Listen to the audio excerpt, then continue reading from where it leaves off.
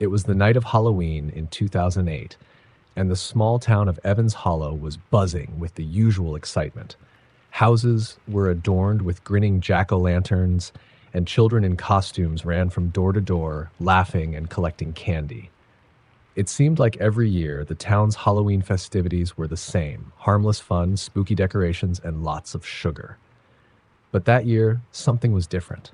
On the outskirts of Evans Hollow stood an old, abandoned house hidden behind thick trees and overgrown shrubs. No one in town dared to go near it. The house had a dark history, one that people only whispered about.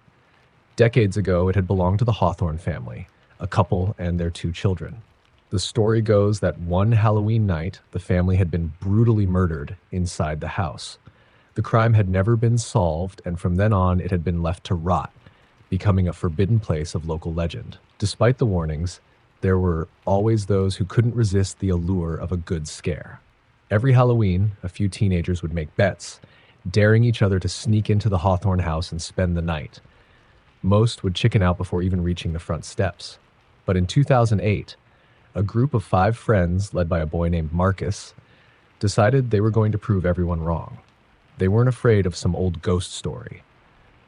Marcus was the ringleader, always eager to push the limits of what was acceptable. His friends, Sarah, Jake, Emma, and Danny, were equally reckless. That night, after the trick-or-treating had died down, they gathered at the edge of the forest near the Hawthorne house. Armed with flashlights and sleeping bags, they promised each other they'd last until sunrise. The hike to the house was longer than they expected, the path dark and eerie.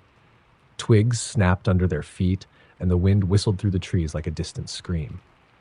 As they neared the house, the air grew colder, unnaturally so, and a strange fog began to roll in. Still, they pressed on, their laughter covering up their nervousness. The Hawthorne house loomed before them, its broken windows and sagging roof giving it a sinister appearance.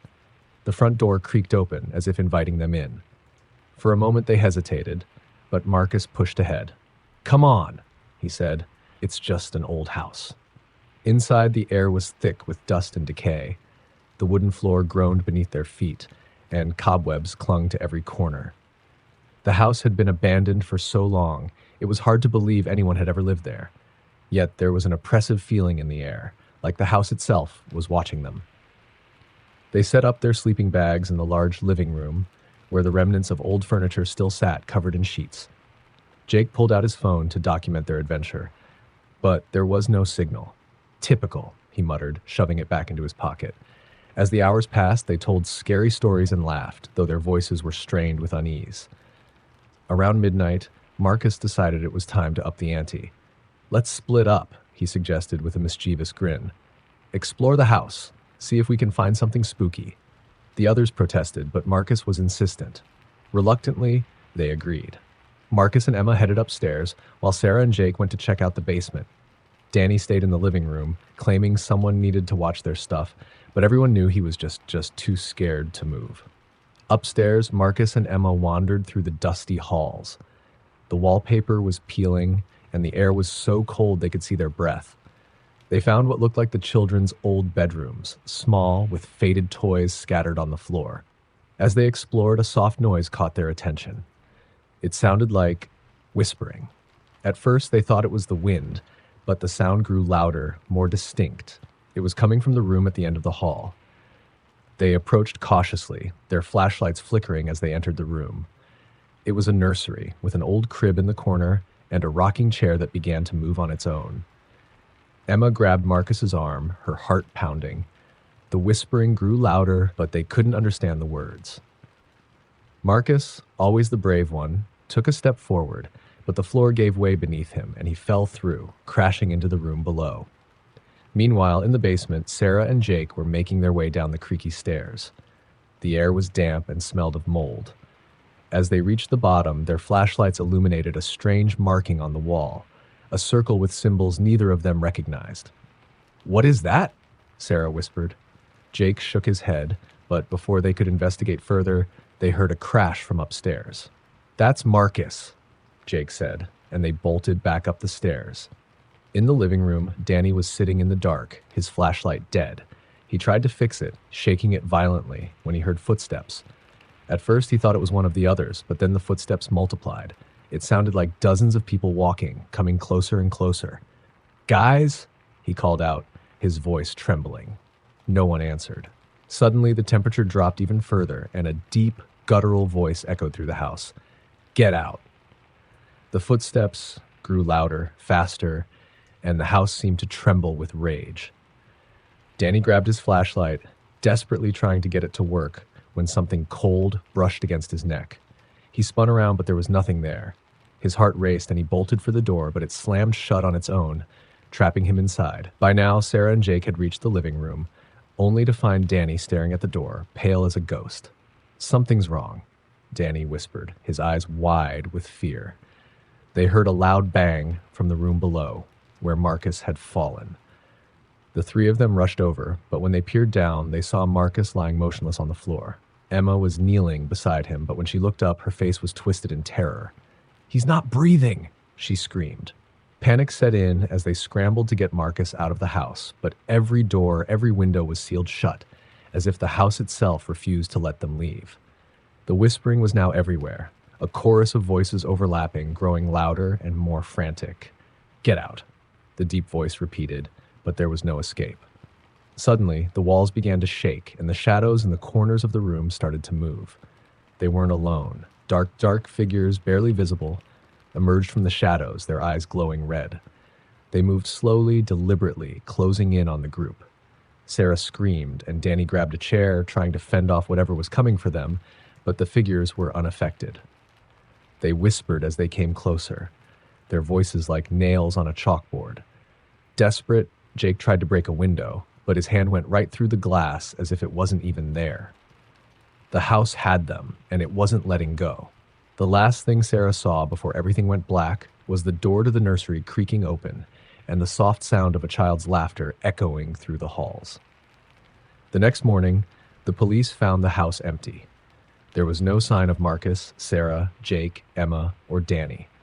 All that remained were their sleeping bags, scattered on the dusty floor, and a single message scrawled on the wall in blood.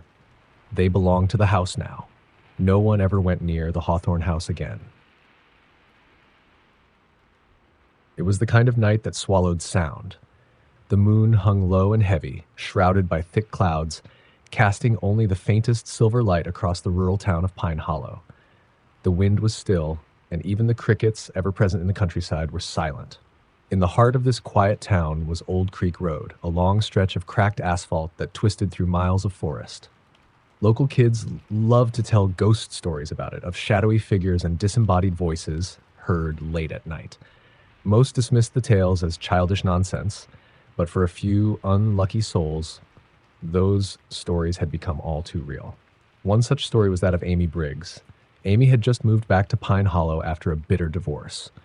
She wasn't happy about it, but her childhood home was the only place she could go. She tried to find solace in the old familiarity of the town, but it felt different now, colder, darker. Still, she kept her head down, tried to rebuild her life, and kept to herself. One evening, after dinner with an old friend, she found herself driving home late along Old Creek Road. The stretch was known for being dangerous at night. Winding, poorly lit, and lined with dense woods on either side, it had claimed its fair share of accidents. But Amy had driven it hundreds of times as a teenager, so she wasn't worried. Her car's headlights carved thin tunnels of light through the trees as she drove, the beams bouncing with every dip and bump in the road. Her favorite music played softly through the speakers, a comforting distraction from the unsettling stillness outside. But then, as she rounded a particularly sharp curve, the music cut out. Static filled the car, a soft, buzzing white noise. Amy frowned, reaching for the radio dial to adjust it. But just as her fingers brushed the knob, she heard something else, something faint but unmistakable beneath the static. It was a whisper. She jerked her hand back and glanced in the rearview mirror. Nothing.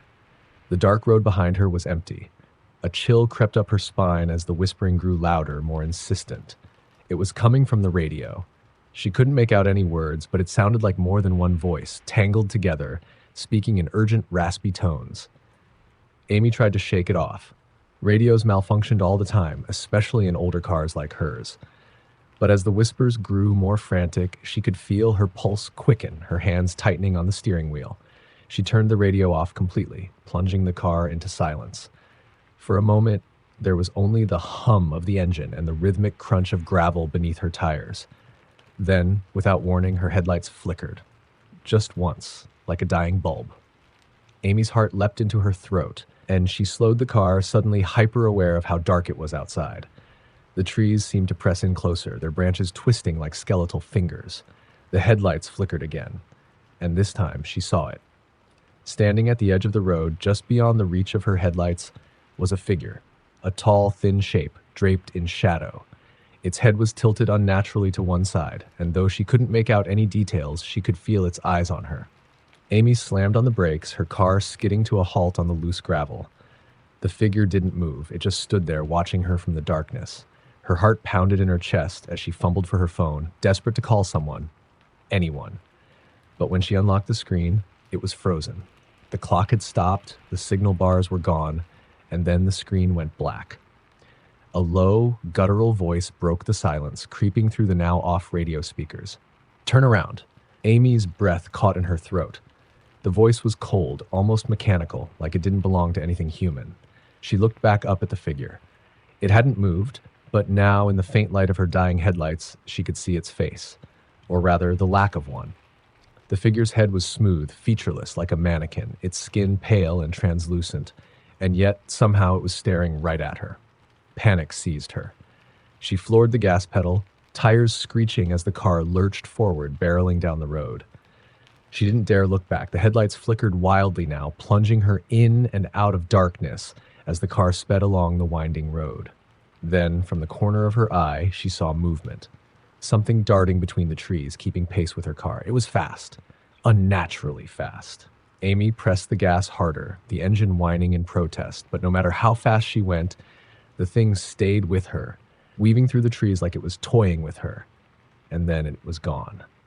Just like that, the presence vanished. The headlights stopped flickering, and the car's hum seemed louder in the sudden quiet. Amy didn't slow down, though. She couldn't. Not until she was out of the woods, back in the safety of the town. But as she rounded the final curve, the car came to a screeching halt on its own, the tires locking up without her touching the brakes. Amy's body lurched forward, her seatbelt biting into her chest. The car was dead, the engine completely silent. She frantically turned the key, but nothing happened. The dashboard lights were out, and the only sound was her ragged breathing. Then, out of the corner of her eye, she saw something move in the rearview mirror. Amy's blood ran cold. Standing directly behind her car in the middle of the road was the same faceless figure, only now it was closer, much closer. It stood perfectly still, its head tilted in that same unnatural way, like it was studying her. Then, slowly, it lifted one arm, pointing directly at her. Amy screamed, slamming her fists against the steering wheel in blind terror. But the car wouldn't start. Her mind raced. Her vision blurred with panic. She had to get out of there. But before she could move, a deafening screech filled the air, like metal being torn apart. The car shook violently, and the passenger side door crumpled inward back, as if something had struck it from the outside. The faceless figure took a step closer, its long, thin legs moving unnaturally. Amy fumbled for the door handle, her hands slick with sweat. She threw it open and stumbled out into the road, her legs weak beneath her.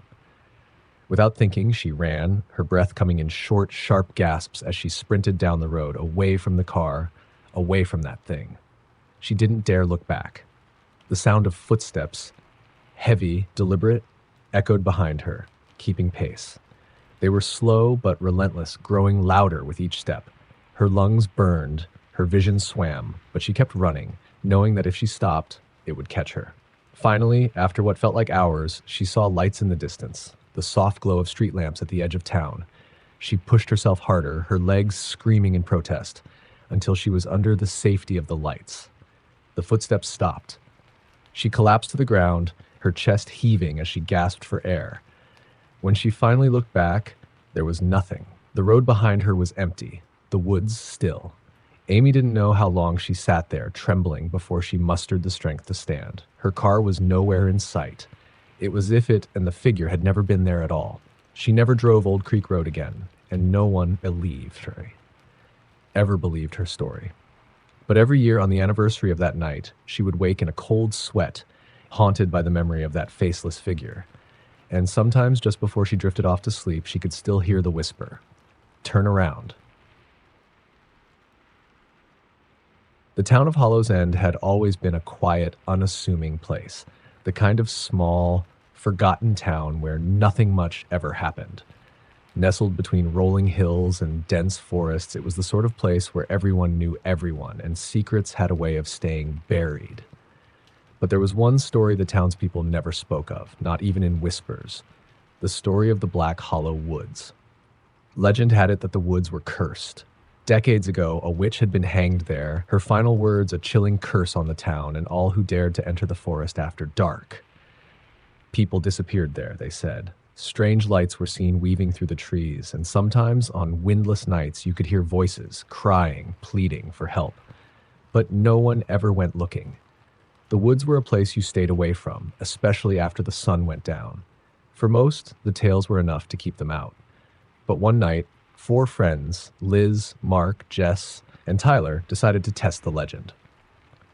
It was Halloween, after all, and they had heard the stories growing up their entire lives. They were bored with the usual parties, the same haunted houses. They wanted a real scare, something that would set their night apart from all the others. Mark was the instigator, always the one looking for a thrill. "Come on," he had said with a grin. "It's just a bunch of old stories. We'll go in, take some pictures, freak each other out, and get out. We'll have the best Halloween story anyone's ever heard." Against their better judgment, the others agreed. Armed with only their phones and a single flashlight, they drove to the edge of Black Hollow Woods. The air felt colder than usual, and the moon hung low in the sky, casting long shadows through the skeletal trees. They parked at the edge of the woods, the old dirt path barely visible in the dim light. As they stepped out of the car, the atmosphere seemed to shift. The night was unnaturally quiet. No wind, no rustling leaves, not even the sound of distant animals, just silence, deep and unnerving. Liz, the most cautious of the group, hesitated. "I don't know, guys. Maybe this isn't such a good idea." But Mark laughed it off. "Don't tell me you're scared already. It's just trees." With an uneasy glance at Jess and Tyler, Liz reluctantly followed the others into the woods. The trees closed in around them, like their gnarled branches twisting like crooked fingers above, blotting out the moonlight. The flashlight beam barely cut through the darkness, illuminating only a few feet ahead of them. They walked in silence for a while, their footsteps crunching on the dry leaves, the path becoming narrower and less distinct as they ventured deeper. The further they went, the thicker the air seemed to grow, heavy with an almost palpable tension. Jess stayed close to Liz, her eyes darting nervously around the shadowy woods. "How far do you think we should go?" Tyler asked, his voice unnaturally loud in the quiet. Mark shrugged, shining the flashlight around. "Let's see if we can find something weird. People say they see lights out here, right? Maybe we'll catch one." They continued on, but something was changing. The deeper they went, the more the woods felt wrong. The trees seemed to lean toward them, the air growing colder with each step. And then they heard it, a faint sound like someone crying, far off in the distance. "Did you hear that?" Jess whispered, her eyes wide. Everyone stopped, holding their breath. The sound came again, a low, distant sobbing, drifting through the trees. Mark grinned, but there was something forced about it. Probably just the wind. "There is no wind," Liz said quietly. The crying grew louder, closer, though still unseen. It sounded like a woman, sobbing softly, pleading for help. Jess grabbed Liz's arm, her hand trembling. "Let's go back," Tyler muttered, glancing over his shoulder. But Mark wasn't ready to give up. "We're already here. Don't you want to know where it's coming from?" "Mark, this isn't funny anymore," Liz said. "We should go." He hesitated, torn between his bravado and the growing unease that was gnawing at him. But before he could respond, the sobbing stopped. The silence that followed was even worse, a deep, unnatural quiet that pressed in on all sides. Then, from the darkness ahead, they saw it, a light.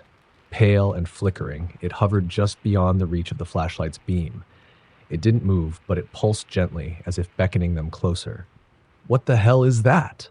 Tyler whispered, his voice barely audible. Mark's grip tightened on the flashlight. "It's probably someone with a lantern or something. Maybe they're messing with us." But no one moved. The light hung in the air, its cold glow casting long shadows on the trees. Then, without warning, it shifted, moving rapidly to the left, then the right, zigzagging through the trees with inhuman speed. Jess let out a small gasp, stepping back. That's not normal. Before anyone could react, the light vanished. The woods plunged into darkness once more. But the moment it disappeared, the crying returned, louder, closer, and filled with a bone-chilling sorrow. It was all around them now, like echoing through the trees as if the very woods were weeping. "We need to leave. Now," Liz said, her voice tight with fear. Mark, finally shaken, nodded. "Yeah, let's get out of here." They turned to head back the way they had come, but as they retraced their steps, the path seemed unfamiliar. The trees looked different, twisted and gnarled in ways they hadn't before. Panic began to set in as they realized they were lost. "I swear this was the way we came," Mark muttered, like shining the flashlight around wildly. The crying grew louder, impossibly close now. And then the footsteps started. Soft, dragging footsteps like someone or something was moving through the underbrush behind them. Liz turned, her heart hammering in her chest, but there was nothing there. Just shadows, deep and impenetrable. "We have to run," Jess whispered, tears streaming down her face. "We have to run." Without another word, they broke into a sprint, crashing through the underbrush, their breath ragged and panicked. But no matter how fast they ran, the footsteps followed, growing louder, faster, closer. Mark tripped on a root and fell hard, the flashlight skidding out of his hand and rolling away. In the darkness, they heard him scream. Liz stopped, turning back to help him, but when her eyes fell on him, she froze in place. Mark was on the ground, but he wasn't alone. Standing just behind him, barely visible in the faint light of the fallen flashlight, was a figure. Tall, emaciated, its skin stretched tight over its bones, and its face hollow. Where its eyes should have been, there were only empty black pits, and its mouth hung open in a soundless scream. Before Liz could react, the figure bent down, its long, spindly fingers brushing against Mark's shoulder. He let out a final, terrified cry as the figure pulled him into the shadows.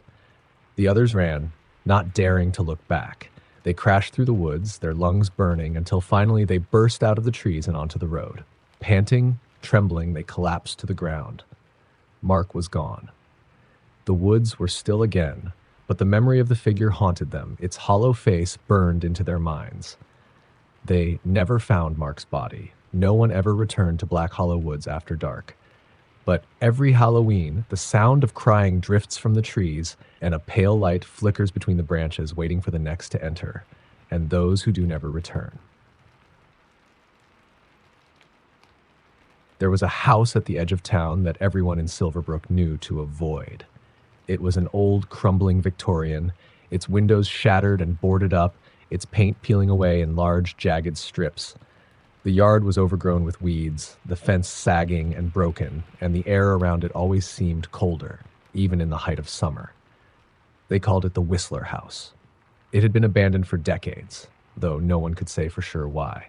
Some claimed a family had once lived there, but they'd vanished one night without a trace.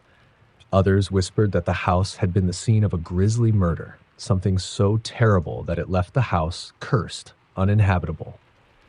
But the most disturbing rumor was about the Whistler. According to the story, every year around Halloween, people would hear a low, eerie whistling coming from the house. It was said to drift through the town at night, starting off faint but growing louder the closer you got to the house. Some claimed the Whistler was the ghost of the man who had lived there, still wandering the halls in search of something or someone. Others thought it was something far worse, something not human at all. No one ever stayed near the house long enough to find out. But then came the year the Smith family moved in. They were new in town, unaware of the house's dark history. The price had been too good to pass up, and though the place needed some serious work, they were eager to make it their home. Despite the warnings from their neighbors, they laughed off the stories. "Just old ghost tales," Mr. Smith had said with a shrug. People always make up stories about old houses. They moved in during the first week of October. The children, Emma and James, were curious about their new home, exploring every nook and cranny despite its dilapidated state. The parents were focused on fixing things up, trying to make the place livable again. But it didn't take long for strange things to start happening. It began with small things, unexplained creaks in the night, objects shifting positions, a constant feeling of being watched. Emma, the younger of the two kids, claimed she heard someone humming when she was alone in her room. a soft, almost melodic tune that came from somewhere inside the walls. Her parents dismissed it as the house settling, but Emma was certain it wasn't her imagination. A week later, James began to hear it too, a faint, high-pitched whistle that seemed to echo through the house at odd times, especially at night. It would start softly, like it was far away, but then it would grow louder, as though it was getting closer. He told his parents, but they were busy with repairs and didn't pay much attention. Then came the night of October 29th. It was late, and the house was dark. A cold wind blew through the broken windows, causing the loose boards to creak and groan. Mr. and Mrs. Smith had gone to bed, exhausted from a day of work, and the children were asleep in their rooms. Or so they thought. Emma woke first, her eyes snapping open to the sound of whistling. It was different this time, clearer, louder, and undeniably close. She sat up in bed, her heart pounding in her chest, and strained to listen. The tune was slow and deliberate, almost taunting, as if whoever or whatever was making it knew she was listening. She slipped out of bed, her bare feet cold against the wooden floor, and crept to her bedroom door. Slowly, she opened it and peered into the hallway. The sound was louder now, coming from somewhere downstairs.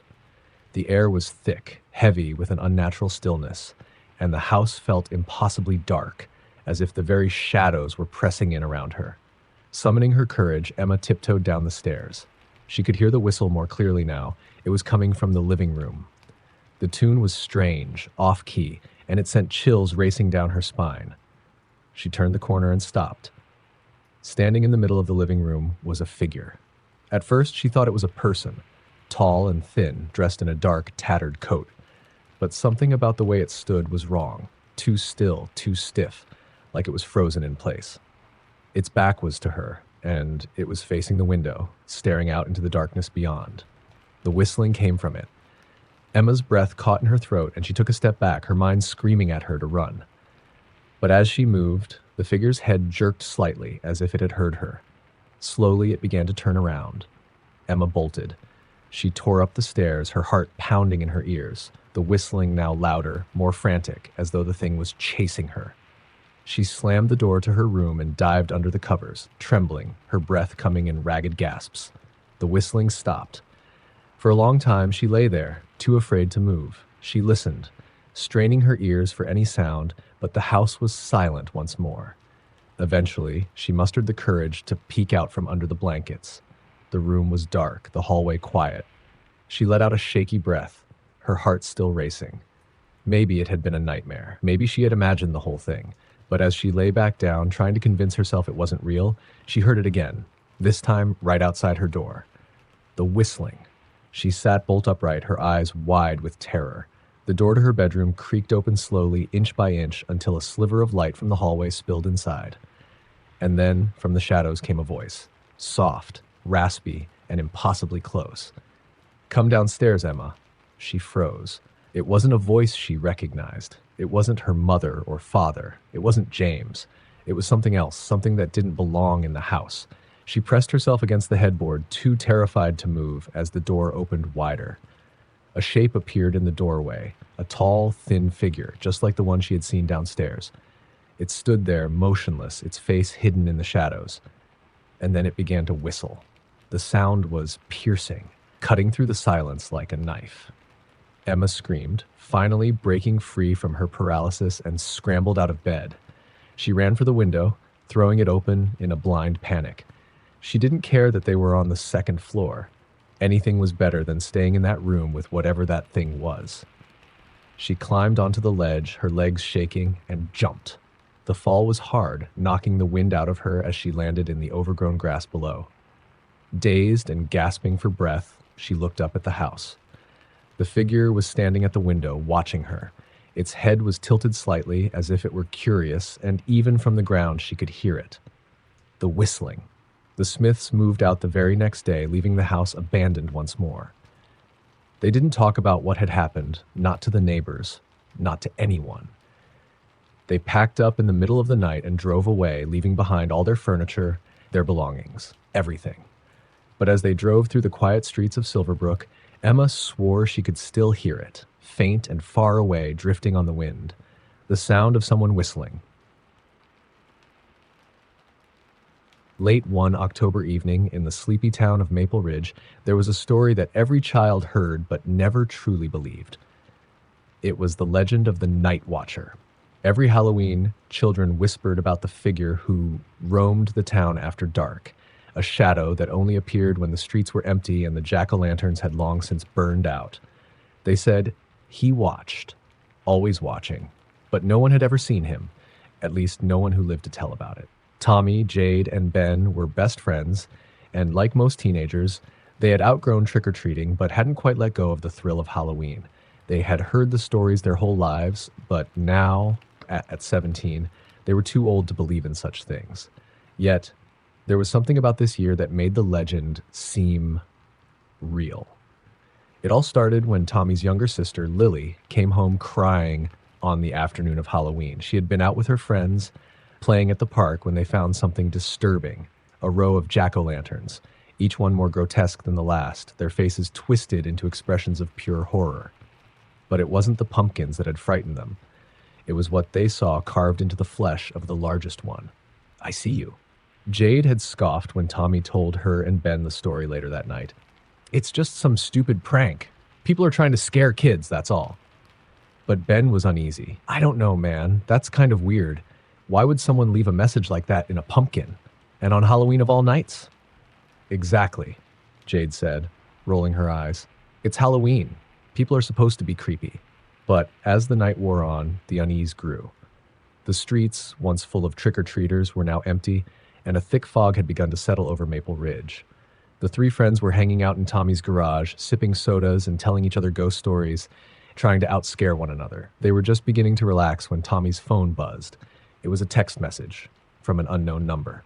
I see you. Tommy frowned, showing it to the others. That's not funny. Who's messing with me? Jade shrugged. Maybe Lily told one of her friends to freak you out. Ben, however, was no longer laughing. That's not Lily. She wouldn't do that. Another message came through, this time with a picture. It showed the three of them sitting in the garage, right at that very moment.